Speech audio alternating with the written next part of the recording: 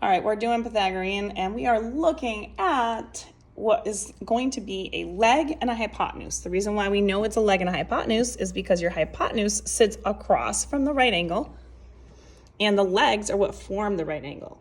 So I'm looking at this. It looks like 2.7 is definitely, it looks like the shortest side. You should never assume that, but when I'm replacing letters and missing things, you can just call this x. Really doesn't make a difference. We're going to put a squared plus b squared equals c squared. You know, people get stuck on the variables. You really don't need to worry about the variable. You have one side of the leg, 2.7, so I'm going to put that there. I'm going to just change this so it matches what I have. That's x squared. Again, I know a squared, b squared, c squared, that makes sense, but we're using x. So we're just going to call this, because a lot of people get very stuck, like, well, which one's the a, which one's the b? What if I mess that up? It's not going to make a difference. It does make a difference if you pick the hypotenuse wrong, but in this case, it doesn't really matter if you have that as a or the b that's missing.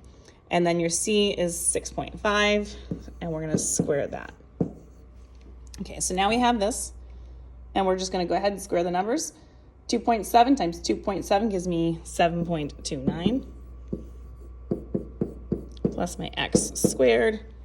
And then 6.5 times 6.5 is 42.25. Definitely make sure you're using calculators with these, because this is probably something your teachers are going to allow you to do with a calculator.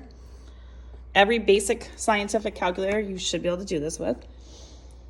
Now, when you're missing a leg, you do need to square the numbers, then subtract. So in this case, we're going to subtract 7.29 on both sides so we can get x by itself.